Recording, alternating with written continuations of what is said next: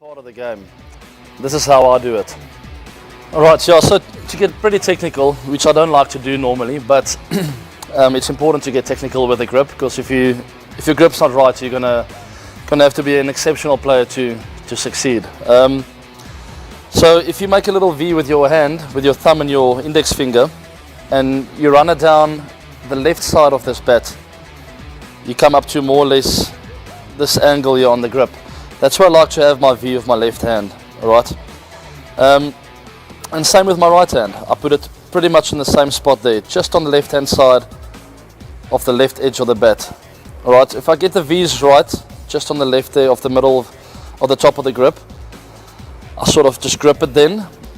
When I hold it, it's important not to have an angle on your wrist. Alright, it must be really firm straight down, not bend this way or that way. And right throughout your shot, it needs to stay similar to this. Alright, this gives you really strong power in steering the ball wherever you want to. Your right hand is obviously the power hand. They talk often about the bottom hand, so this is the right hand for a right-handed batter. Also, I like to have the view in a similar kind of line, but with this hand, you only hold with the two fingers. Alright, so don't worry if you can't get all the fingers on.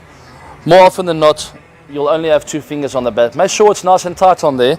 And every now and then your fingers will get on, but it will happen naturally. Don't think about it. These two fingers are the most important. Get it on that line, on the same line as your left hand. And then once you feel comfortable, you're ready to go.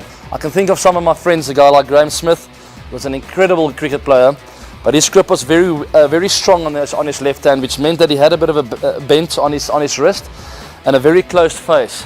He still made it work because he's a very talented human being, but it sort of limited him in some of the shots, especially through the offside. He found it really difficult to open up his bat. Whereas if you have this strong grip running down the left-hand side of the bat, you are open to play. The ABD Villiers hit the fastest 150 in one-day international history as South Africa amassed 408 for 5 wickets in their Pool B match against West Indies in Sydney. De Villiers reached 150 from 64 balls, beating the previous record set by Australia's Shane Watson by 19 balls. He finished unbeaten on 162 from 66 balls as South Africa made the second highest total in World Cups. Only last month, he hit the fastest ever ODI 100 against the same team in Johannesburg from 31 balls. In that same innings, South Africa's captain also set the record for the fastest 50 in ODIs from 16 balls. ABD Villiers records in for 1. ABD Villiers scored the fastest 150 in one-day internationals from 64 balls. The previous best by 19 balls. 2.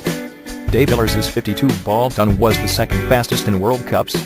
Ireland's Kevin O'Brien made a 50-ball ton against England in 2011. 3.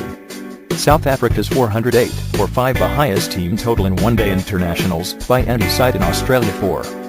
South Africa's total was the second highest in World Cups. India made 413 for 5 wickets against Bermuda in 2007. 5. West Indies seamer Jason Holder conceded the most runs in a 10-over spell in World Cups, finishing with 1 for 104. Holder conceded the most runs in 2 consecutive overs in one-day international 64.